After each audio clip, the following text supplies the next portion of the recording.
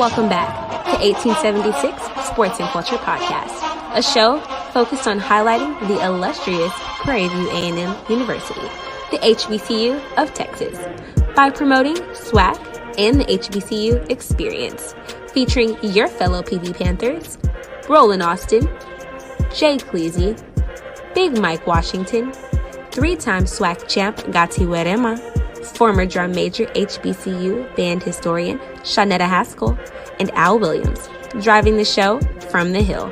Please subscribe and follow us on social media at 1876 SCP. And don't forget, we do it for the culture.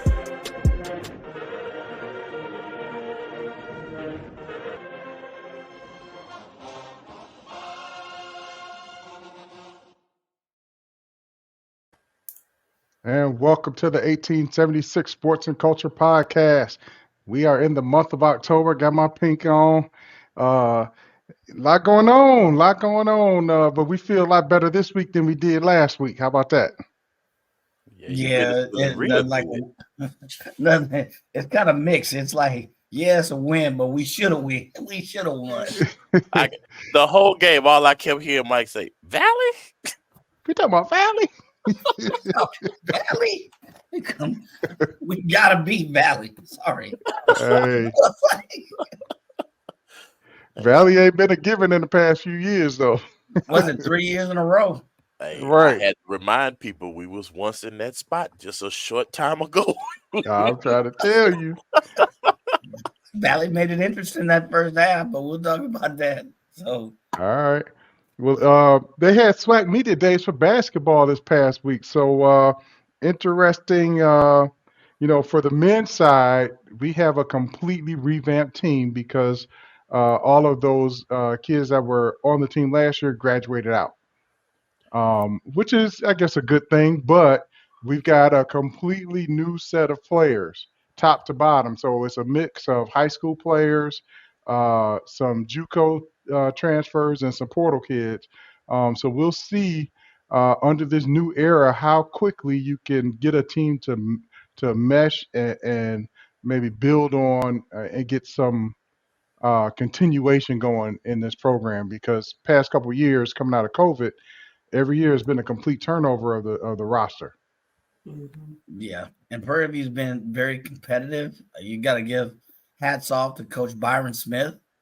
I think representing him, our Prairie View on Media Day was, oh my God, a couple of fellows who I wouldn't met. So Andre Nunley and McKinley Harris, they represented, but I'm not familiar. Usually in the last 3 or 4 years, you've seen a few names that have been on the roster for a couple. But as you say, how it's a whole new bunch, and people gonna be looking at their cards like, who is it? So. Yeah, the only familiar name I saw was a kid that played 2 years at SMU and 2 years at Old Dominion. I think his name is Charles Smith, 6'6", can shoot the three. He should be one to watch on that team. But as we looked at the preseason rankings, PV, both men and women, ranked 6 in the preseason rankings. Not that it means anything with completely new rosters almost across the board. So, I think that's that magic 8 ball. They shake up and determine where you place in basketball. So might win in alphabetical order. Right. So Texas Southern is picked first in men's basketball.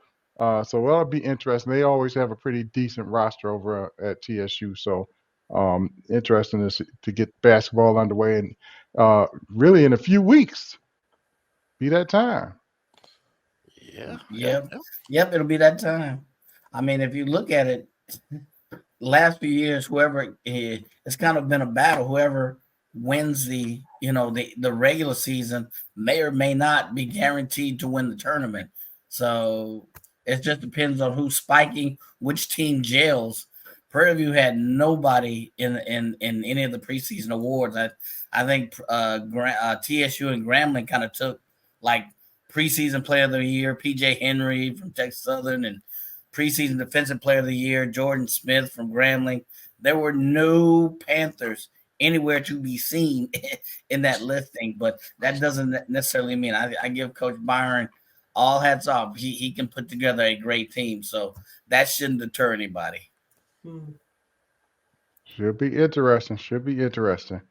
In some other news, coming out of the state of California, Governor Gavin Newsom signed a bill that gives community college transferring to HBCUs a one-time grant of $5,000. How about that? That's just, I mean, it's really great, but there are no HBCUs in California, right? Exactly. So we Funny paying you to say leave the that. state. Now, they had a program that would give students a grant if they transfer in state from community college, but to date they only had 53 California community college transfer students enrolled. I mean, they got a whole lot of money sitting somewhere. So they reallocated those funds and directed them to those who want to leave and go to HBCUs. Since there are none in the state, that supports those kids that are moving out of state to go to HBCUs. So, hey, I'm all for it. Gone somewhere else. We just had all these fires anyway. We got to wait for you to stay.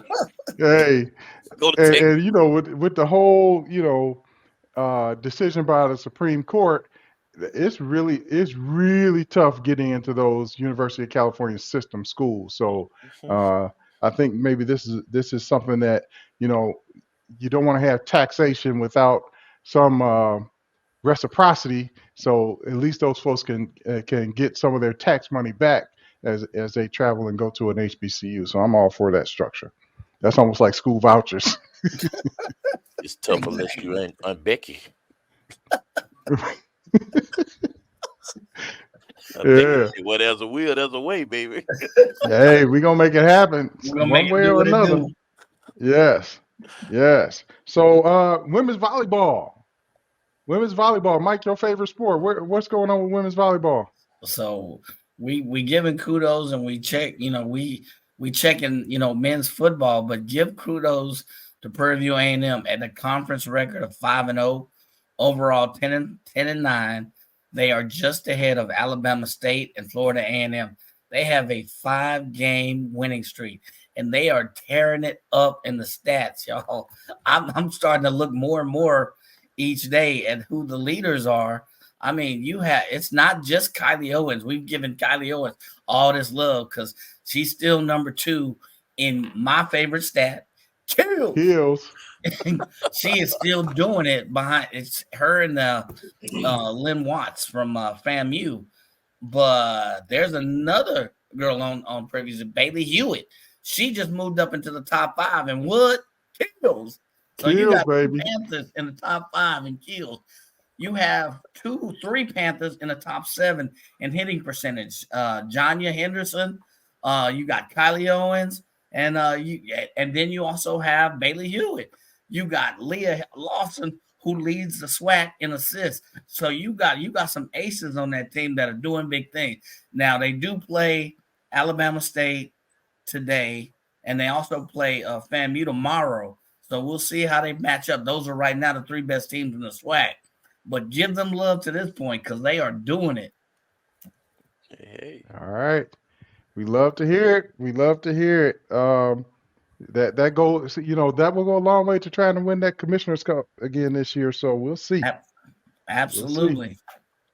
No. All right. So we are in the middle of homecoming season, and there were a couple of homecoming games in the SWAC this weekend. Starting off, Alabama State, who hosted Bethune-Cookman. They got that dub, but maybe the biggest news out of Alabama State homecoming is I think they have shut down all debate on who has the best homecoming concert. They had Boosie, Lil Boosie. And if you saw the videos, it was like sing-along. He would the beat would start, he would say the first 2 words, and the crowd just recited the rest of it. He could have just held the mic out like this. It was like Frankie Beverly and Maze, man. And they would have done the concert for him. Yes. Yes, but he I'm was glad off that the they had chain. a They were great time. in, I think they were in their basketball arena, and it was filled to capacity. And all you saw was everybody's cell phone lights up in the air. It was a sight to see. So kudos to Alabama State for bringing in a top-notch concert for the homecoming experience. I think that's going to be one for the record books for those students. I know when they come back for their 10th anniversary, they're going to still be talking stuff about, yeah, but we had Boosie. Yeah, So, that, uh, that's bragging points right there. You can be in a bar yes. talking about who homecoming is the best. We had Boosie. Drop the mic. Well, Hey, that's it. yeah, Drop the mic. We Walk had I, away. Boosie. man, I'm with you there what on my hate hat on? I gotta find my hater hat because I'm not. Listen, as a proud Alabamian, you know, it ain't nothing else to do. There's nothing else to do in the state, man. You might as well go to Alabama State homecoming. You don't go Man, to Atlanta, hang out for the weekend? No, I'm going to state's homecoming. That's what Alabama State, Tuskegee, Miles, Alabama all of them, man. A&M. Alabama Yeah. A&M. You ain't got nothing else to do. So, so is that really why our homecoming concert is not as hype as theirs? Because I mean, we get a nice turnout, but when's the last time you went to the concert? I Matter of fact, name who was performing at the concert in any not of the fair. last oh, 5 years. see, you would Not ask that fair. question. Not No, fair. no, Cause no. you ain't even walking all the way over there to see who it By the is. time, You wouldn't by the care who time, it was over there on stage. You ain't walking all the way over there. That's let, I let, mean, that's almost like comparing now that the RVs have taken over. That's a totally different experience for Oh us. So yes. Yes. I think the concerts now, whereas back in the day, I think the concerts were for alums, George Clinton, Mays, yeah. Isley Brothers. But now it's more so for the students on campus. But And I as a can't. matter of fact, I can't tell you who the last concert was. It was Liz Vaughn. I was gonna say They he's had gonna the say stage, Liz. At the they alumni had the stage. stage over there by the RVs. So we didn't. As long as we don't have to walk, we good. Hey, Exactly. they say the concert started. Okay, let's turn around. Let's turn around and watch. Hey, the way this weather changed, man, we're gonna be out there in our Bernie Sanders this year. Have your chair, bring your scarf, and your gloves, Bring the fire pit. have your hot chocolate. Oh my gosh. Yeah, Yeah. man. I don't think we can compare. I don't know what the driving forces are, but one can argue, right? Um, with the onset of social media and stuff like that, by the time an artist, a large artist, has come this far, Yeah. it's gonna be hard pressed for him to turn down any change just showing up at a random venue in Houston. And he's like, okay, PV gonna pay me $250. I'm gonna make $400 over here. So I'm just assuming. I mean, we can get somebody from campus activity to come on and kind of explain to us what some of the challenges are. But that's just me kind of looking 30,000 feet, looking down, kind of saying, yeah, we're gonna struggle with that one, bro. You know, and you gotta find. I mean, let's say we had Boosie, right? They still gonna swag and surf. They gonna say no. I mean, PP is hard, man. PP is kind of like the what is it? The Apollo of homecoming. They'll boo you. Exactly. You better not come at and don't try to lip sync. Oh my gosh. Oh my God. Did they just lip sync? Boy? You get I don't know. Wait, murdered wait a on minute, it's social Skip. media. And I don't know who that kid was. One year they had him. He started talking trash or something on social media. Man, they ripped him. Another young lady on campus put out a whole nother cipher dishing him. I was like, whoa, PP is tough. Oh God. Yeah, it is good to hear about homecoming. Unfortunately, your hearts and prayers go out to, you heard about Morgan State. Yeah. And just Yeah. recently, hearts and prayers on, what's happened. It does happen. I just want to say it does happen in all schools, not just in HBCU. Yeah. But the parents, the folks involved, they know very little. And then we heard that this weekend something happened at Bowie State as well. So, let's get homecoming back to the way homecoming used to be or supposed to be. You know, it's fun, and family, fun, laughter, lying, all that. Yeah. So Yeah.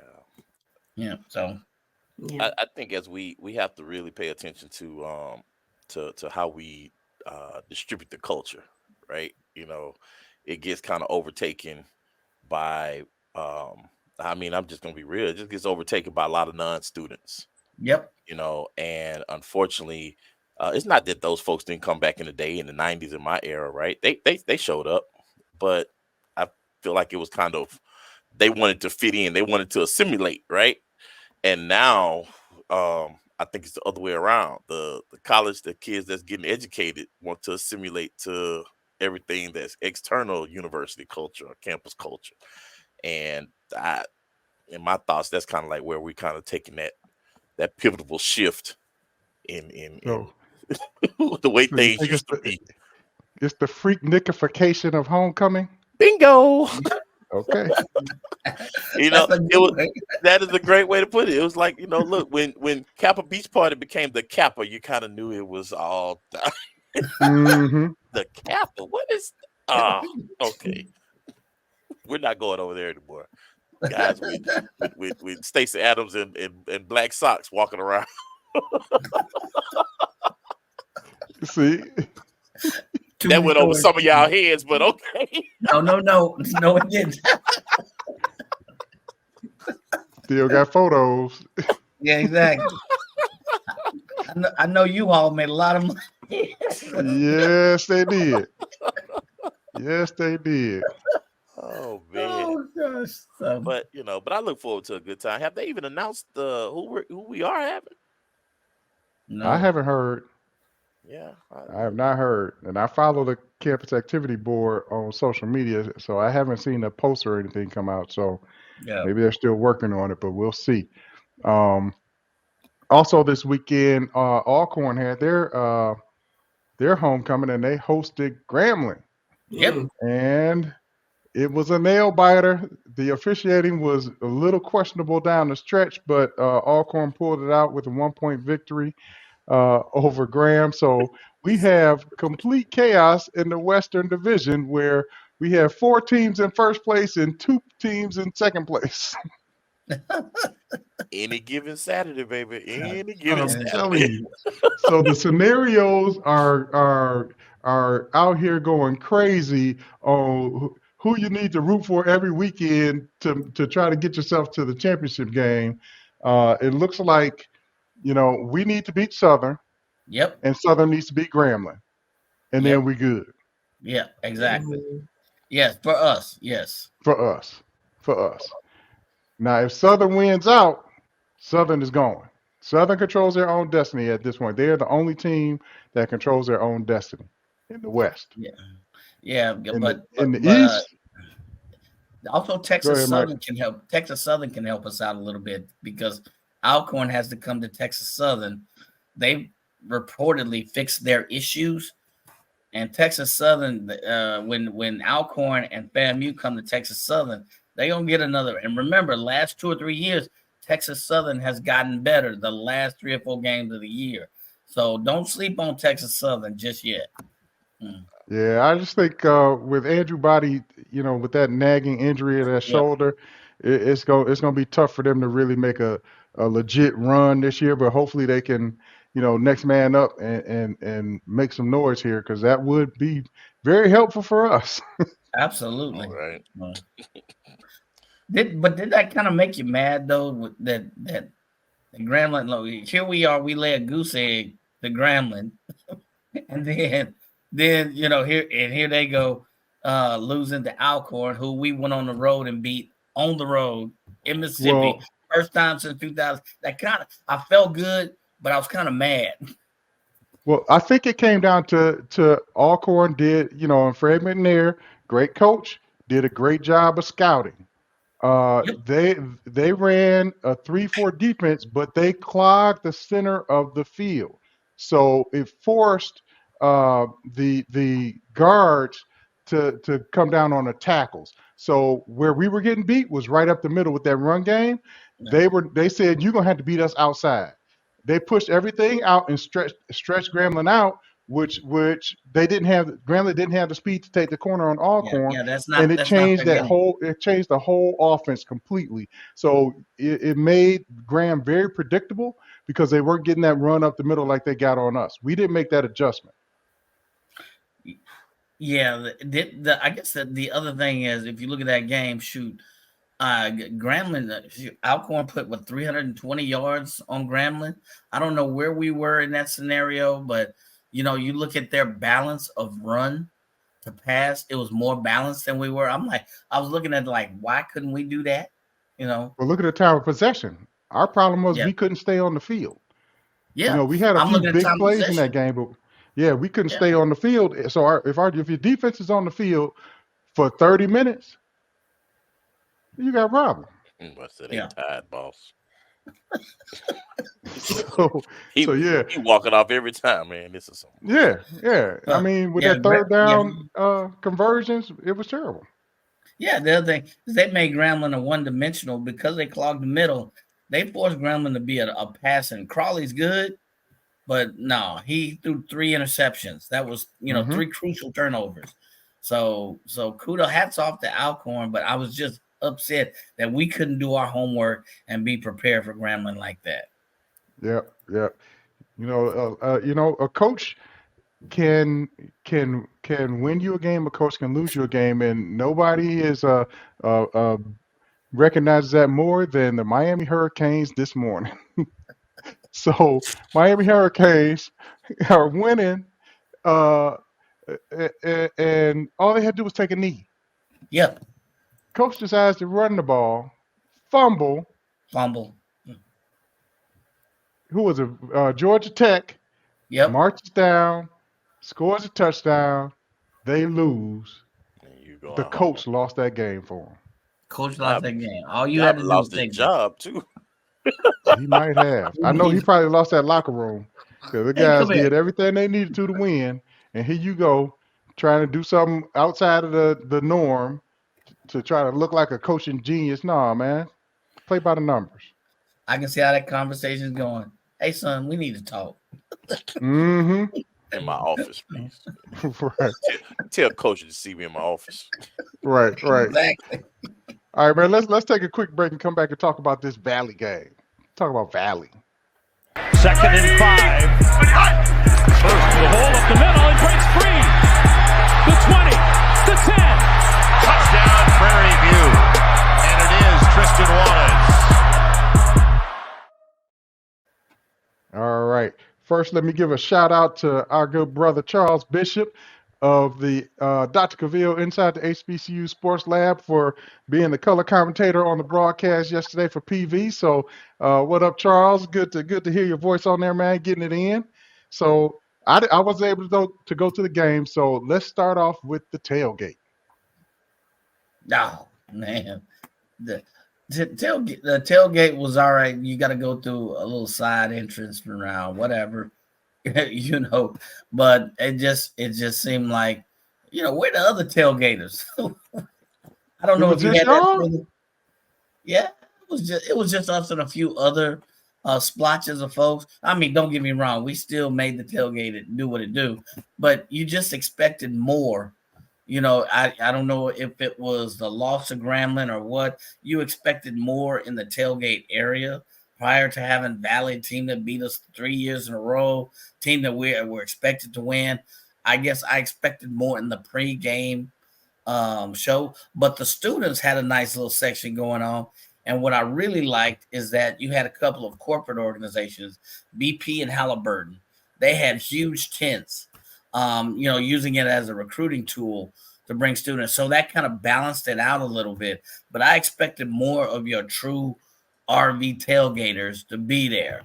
I don't know, Roll or Shanetta, if you got that. Those were my initial thoughts. I have learned, Mike, and Shanetta, I don't know if you feel the same way, but I've learned not to get my expectations up too high, so I wasn't I wasn't as disappointed as you. Now, what part did kind of disappoint me was the students hung out in the tailgate area the whole game. Exactly. I'm like, just a reason to have a party, huh? Okay, I get it. So that's the only thing that got me. I was pleasantly surprised. Like you say, I think the corporate presence kind of helped anchor the whole afternoon, a lot. The weather was gorgeous. So you couldn't have asked for, I don't think I could have asked for anything more. There was a few larger RVs in the back. The environment was there. PV fans are gonna do what PV fans do, right? We went to Dallas last week. You asked for a whole lot to back like that. So, Yeah, that's what I'm saying. Is that asking too much back to back? Yeah, I think it is.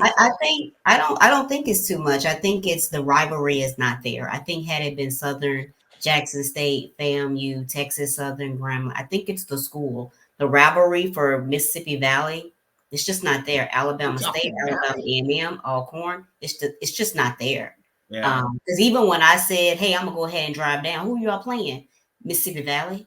Oh, you going to that game? Exactly. Right. So I just think until we become the school, the fan base that doesn't care, we're just going to support our school regardless. You'll have those hits and misses depending on the opponent. That's a good point. That's a good point. That is a very good point. I still expect more. I hope for more, but that's a very good point. Those students were that. You're right, Ro. They were there the whole game. Yeah, it seemed like at one point it was more students there than it was in the stands. It was. They were crying. They also invited the alumni tent. They invited a high school, and so Carl got them hyped. So that was nice to see as well. So again, kudos for using it as a recruitment tool. And same thing, I had some friends with me taking pictures of Halliburton and BP. Say, "Hey, I'm gonna take this back to my company. We need to get a tent out." I did the same thing. I feel like, all right. Look at what they're doing. See, this is what we want to do. Yeah, exactly. I love it, man. That comes when you got to write a big check now. You just don't put your tit up. Oh, well, they already wrote their check. BP wrote one for $1.5 million. No, that's what I'm saying. I'm saying those of y'all that's going back to your respective companies. Like, hey, that's just don't. That's what 1.5 does. Exactly. Right. Hey, one thing I do want to add. So how are we still tied with anybody? I mean, I thought that would have made us 3-1. No. Actually, we are 3-1. And then you have 3 teams that are 2-1. Yeah. Okay. All right. I just was, man. You had me over. I'm like, the math. But what I was saying is in head to head. Head to head, we still, okay. We still even there with everybody. Head to head. Okay. Yeah. Look, man. Yeah, it'll catch up next weekend. It'll catch up next weekend when we play Houston. Yeah, we play Houston Christian next weekend. So I think all the other teams will have conference games. So next weekend we should see maybe one of those teams kind of drop. But we are sitting statistically on top at 3-1 in the conference. Alcorn 2-1, Graham 2-1, Southern 2-1, UAPB 0-2, and Texas Southern 0-2. Now in the East, FAMU is sitting at 4-0. Looks like they will win the East. Jackson State at 2-1, Alabama A&M at 1-2, Alabama State at 1-2, and both Bethune and Valley at 0-2. Now, will we still? They're gonna still do. They're not doing neutral locations for the championship again. You go to the home field. Yeah, you go to the team that has the best record. So this would be at FAM. Yeah. But FAM's got a 3-game lead over everybody. Even if they decide to choke it and coast out the rest of the season, they pretty much got it. Got a lot. So unless nice. I was gonna say unless we beat FAM at FAM, then it could come to PV. Hey, exactly. Give him a little... But that is FAM's homecoming, and I'm not trying to put. I mean, hey, I'm gonna bring some chicken. Look, the mistakes that I made the mistakes that I saw yesterday, they cannot take that to FAMU. No, right. Yeah, but here's the deal, y'all. I made this point on Dr. Cavill's show this morning, and several folks agree with me. FAM look fairly average. They got exposed by Southern. Southern really had a chance to win that game, but they hid their quarterback. Flood, he only had 18 or 19 pass attempts. They ran the ball close to 40 other times. and even the announcers, everybody in Houston, Texas could see that they were trying to hide Flood. So they ran, but their defensive line dominated Florida A&M, which says if you have an active defense, cold word active defense, you can expose FAMU. Now, FAMU was on the road, but I made the point that there are a couple of teams that if they play to their best in the West, SWAC West, they could give FAM a run for their money, those being Prairie View and Alcorn State. They have the two that if they eliminate the mistakes that we saw against Grambling, against last night, they could give FAM some problems, some serious problems, because they got exposed this weekend. Yeah. But tail of the tape. Let's get in that film room. Let's talk about this game. I see Conley was 11 of 18, 59 yards and 2 touchdowns, which is a pretty decent game. But as I tried to watch the game, I didn't see the offense really get into a rhythm. I didn't see Ahmad Antoine targeted as much in the run game.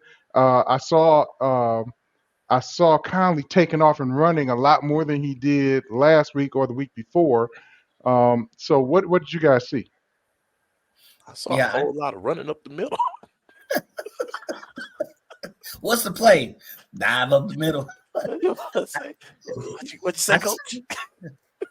I saw what I didn't like is the predictiveness of the play calling. Yes, it's okay if you got they have the talent, but every first and second down cannot be run up the middle. Do some traps, do some RPOs off the trap, hit your tight end or something, mix it up a little bit. That's what I saw that I didn't like. I did see Conley. He averaged 14 or 15 yards per pass attempt, which for Conley, that's a step moving in the right direction, because last year around this time, he was 7 yards per pass completion or pass attempt. So that to me shows that they have the ability, they have the receivers. Just mix up the offense a little. And the receivers drop passes. I saw a few of those. Didn't like that.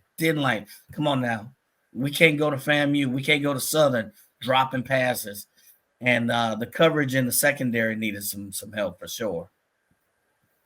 I don't know if we're gonna fix the secondary issues. I mean, the other stuff you said, look, those are just some, repetition and just put some work into those areas, right? But we get exposed in the secondary every game. Yep. Every game. And I just don't know how we fix that before the end of the season. Play calling, yeah, that's the easy fix, right? And you're right. It became almost like a drinking game, Mike. We were sitting up there. What, Mike? What you think the play gonna be? I don't know. Might be running up the middle. And at one point I'm like, well, maybe we haven't talked to the OC, man, but it has to be some logic that he's using. I just wish he would let us know what that logic is. Maybe it was because it was Valley. He wanted Caleb to, get a little revenge, eat him on him, right? But what happened with all the time we were playing Valley, right? So I don't know, man. I try to give everybody the benefit of the doubt, but it did get very, 1, 2, 3. Here we go. Don't do it again, huh? I thought they would use Caleb Johnson more. I thought they would target Kobe Cavill or Ahmad Antoine.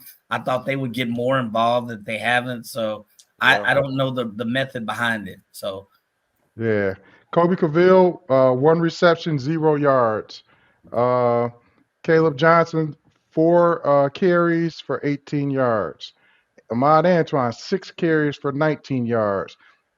So yeah, some of your big playmakers were not necessarily in the mix. So I don't know if we're holding out, like you said.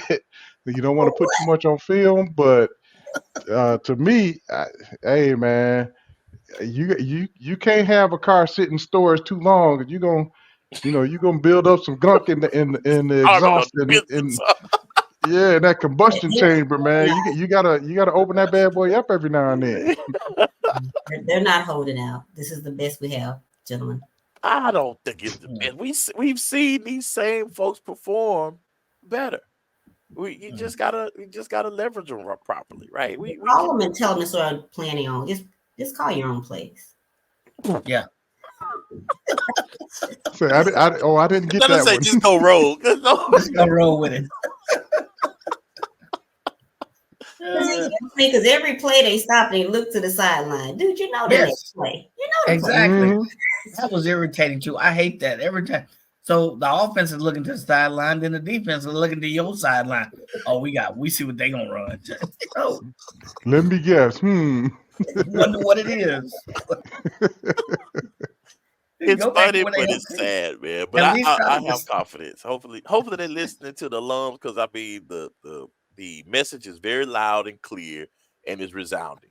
And I think everybody is telling you, my son, my 8-year-old said he should probably look at some of my Madden play.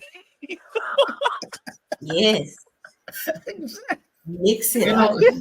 know, that irritates me. Everybody stops and looks at the sideline. At least try to disguise it. You know, when Oregon started doing that, hold up some big signs, big Tupac sign, and an eyeball or something. You know, make people guess a little bit. I can't with y'all Oh, today, my man. God. This is too much. We had a win. This is celebrate. And it was a good win because not only did they play Mississippi Valley, they had to beat the refs as well. Yeah. So, Yes, we did. Because they were. Yeah, the the refs were officiating has been very questionable in the SWAC this year. I'm not sure what the deal is. I don't know if these are all new officiating crews, but like the Alcorn game, the last 2 minutes, I saw some of the most bizarre calls, and even the announcers couldn't figure out what was going on. Yeah, that was crazy. If 5 seconds, if you punt the ball with 5 seconds left, the guy calls for fair catch. It goes over his head. It bounces. He picks it up and starts running. They throw a flag. Said, well, he waved for fair catch, so we're going to spot it back there.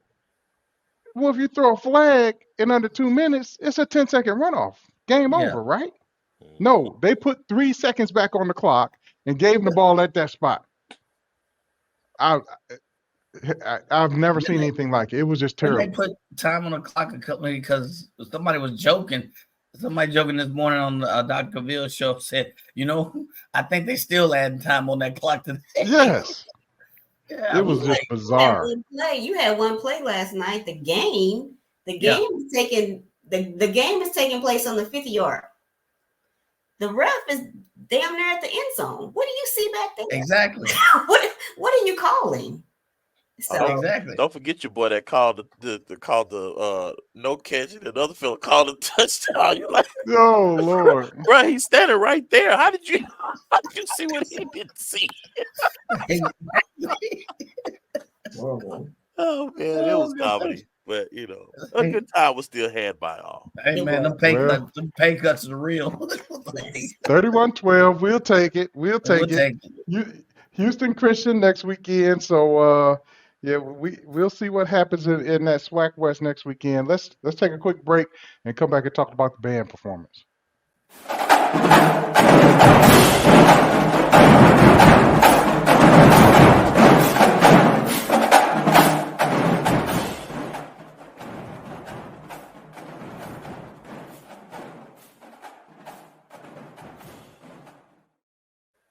All right, Shanetta. Now, my number one question: did you get swamped and did you get P-Funk? No, neither. See, I'm about to start a petition. But we did get a drum major come out for the halftime. Yes, we did get one. Yeah. I mean, it would have been better for Grambling, I think, but we did get one. And so, the show itself was the same, other than the come out. So, same show for Grambling. Hope the Young Man. So during the drum feature, if you remember, he does a stunt where he jumps over, I believe it's the cymbals, and goes into that split. Well, he hurt himself last night, and so just shout out to him because he kept going, right, and you can tell that you could tell that he was hurt. So definitely hope he's okay. But again, shout out to him for just pressing through. One thing I need to do is take back my comments regarding the band not understanding football. Remember, I was like, I don't know what it is, but man, they were cheering, and I feel like there's a certain, because the band sat on the opposite side, on the visitor side, and so there was an opportunity, but there was a time where the game was being played right in front of the band, and I mean, they were heckling, they were cheering, so I loved it. The only thing I have not seen the band do that yet. Yeah. No, I saw. Yeah, they did that last night. Only thing I had to say, can we pick where the band is going to be? Like, I feel like we're playing musical chairs with the band every single time, right? Is it? I don't know whether it's like by the game or whatever, but just give them a section. Let that be the section that they're going to be in. Because I mean, listen, for some folks, they enjoy sitting next to the band, right? And so if I don't know where the band is sitting, I gotta wait till I get there to know where my seat is gonna be. So I pick a spot where the band is gonna be. Let that be their section 100% of the time. But to your one correction, they did play Swamp once. It was close to the end of the game. Right after a touchdown or something like that. Yeah. I didn't hear it. But it was just one time, and it was the only reason I remember it, I was like, why did they wait till the end of the game to play this? Yeah. That must have been when I was getting my hot dog. No, I didn't. I didn't hear it. The one time that I thought would have been perfect is when we were at a timeout. Mississippi was right there in front of them. In their timeout, I would have just started blinking. You cannot hear. I am not going to let you hear whatever y'all are discussing in this huddle. So that would have been a perfect time to play it. But no, I think it was. They played a little bit more in the stands. Wasn't quite sure still a lot of the songs that they played, but I did notice at the end of the game, you could see the football team purposely walk to the band, right? And before they played the alma mater, they played some song. Again, I don't know what it was, but the football team they made a beeline. Yeah. So if that's a new tradition, I'm all for it. Love it. I just want to know what the song is. I wanted to be part of that. That's what I mean, right? You do these things, and the fans we want to celebrate with you. Yeah, and I'm sitting there like a little kid, like playing double. What are they doing? What are they doing next? As a matter of fact, because of the drama between the two teams, because it got a little, it got a little itchy at the end of the game. They didn't shake hands. It was not much handshaking, and they just ran to the band. I like that. Yeah, I did too. Really? Yeah. Keep that. That was good. Yeah, I did. I liked it. It was kind of because we had our hand ready for our mom. It was like, oh, okay. Bob your head a little bit right now first. So, but no, I think overall it was a decent, showing for the band. Like I said, those of us who saw the performance during the Grambling game, we just, nothing surprised us. But again, I wish they would play a little bit more in the stands. But they were definitely there were a few times they played and they were crunk. Like they were again, like Roland is saying, because they were chanting something. Yeah. And I was like, what if this entire stadium man that? Like it would be great for people to fear coming to Panther Stadium because we're so noisy, we're so loud, or what have you. But I think overall, I would say if there was any way to get that message of chant more. yeah. Teach the chant. Yeah. Send us the word. Post them during the spring, right? Don't send us the words the day before the game. During the spring. Right. It's time to learn. Go over this a couple times. Exactly. So that we are ready for next fall. Yeah. But no, it was I actually got a chance to see two of the band directors that was there when I was there. They're still there. Wow. So it was really good to have a conversation with Prof. Phillips. So shout out to Prof. Phillips. Again, had a really good conversation prior to the game with him. So, but did y'all catch just before there was a group of little young ladies being something dance studio? They were there for about 45 minutes because they evidently couldn't find the music or something. I was like, them polo girls, they standing out there and they said, I think the announcer maybe gave 18 shout outs to breast cancer awareness just to kill time because it was completely silent. They couldn't find the music. I was like, these boys, and they performed well. They did a great job. Yeah. But I was like, you had these little girls standing out there. What do you mean you can't find them? I would have been mad. And Like you had the whole first half to be in the box queuing up the music. What? I think you know what I think what it was because I heard what they started playing. There were two groups, and so what happened was they announced the wrong group first and played the music. So that was the issue. Once the second group came out and I heard their name and then the song that they used, that's why I said that was a mix up. So that was a mix up, yeah. Mm-hmm. We still have some sound challenges and overall DJ. It's just, I said a long time ago, man, can we call Greg Stevens? What's Greg business name? Audio Solutions. Superior Solutions. Yes. Can you call Greg Stevens and have him come over there and hook the stadium up? I mean, he's an alum. That's what he does, right? It cannot cost that much to have instant replay on that screen. It cannot. It cannot cost that much. Hey, when they got instant replay at Alcorn, come on now. Yeah, exactly. It cannot cost that much. You got everything else. You got all the tools. You got the hookup. It cannot cost that much to have instant replay. I thought Dr. Chuck said what he was supposed to be. That was part of his campaign promise. But back to band. It was No, looking forward to because I doubt if they take the same show to well, you know what? I don't even know if they're gonna go to Southern. Yeah, are they going to Southern? I know they probably won't go to FAM. Yeah, these budgets, who knows? But FAM homecoming, yeah. Because I think you got Houston Christian, and then you've got a bye week the weekend of the 21st. Then the 28th you're at FAM. November 4th, Pine Bluff for homecoming. Then November 11th, SU, and then November 18th, Alabama State. So out of that, you got Alabama State at home. No, you go on the road for Alabama State. Yep. So you've only got Alabama State's at home. Yeah. That's the last home game. That's the last game. Yes, you're right. You're right. Game. Yeah. Yep.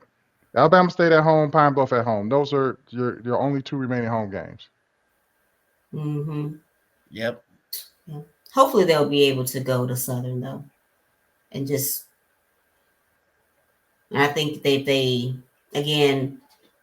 It's not. I like some parts of the Grambling show, but I think if they take the best parts from the Grambling show and the best parts from TSU, I think they'll have a good showing at least for halftime. Yeah. With Southern if they go. All right. Let's take a quick break and we'll be right back with the We Ready shoutouts.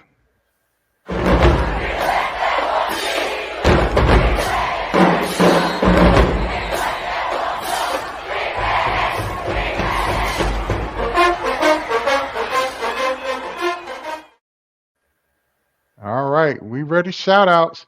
I wasn't at the game, but I saw that Go Rodriguez once again hit 50-yarder, so I'm gonna keep giving it to him as long as he keep making them.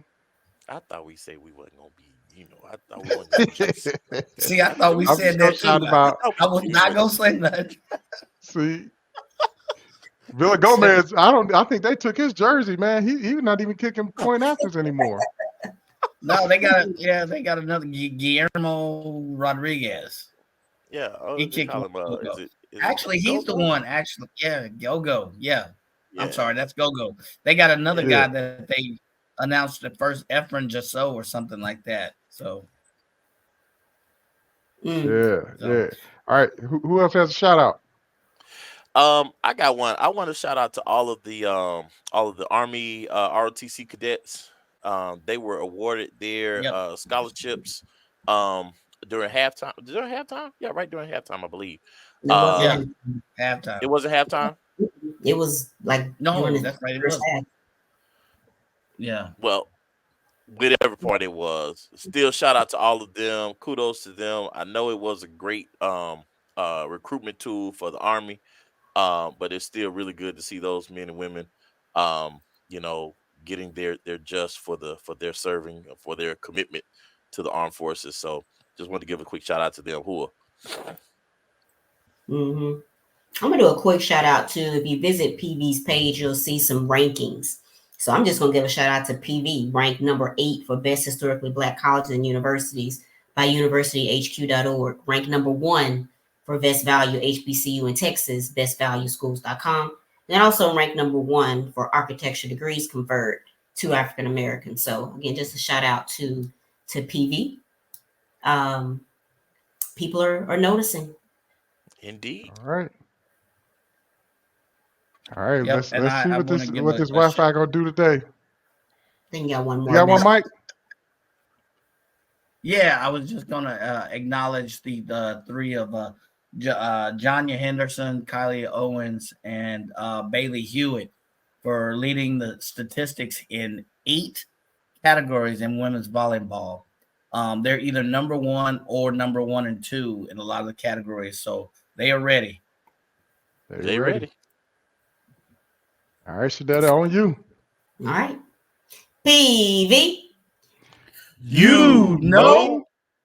Before it even started, I knew it was wrong. See?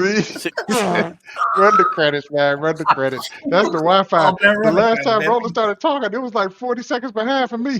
Yo, I know.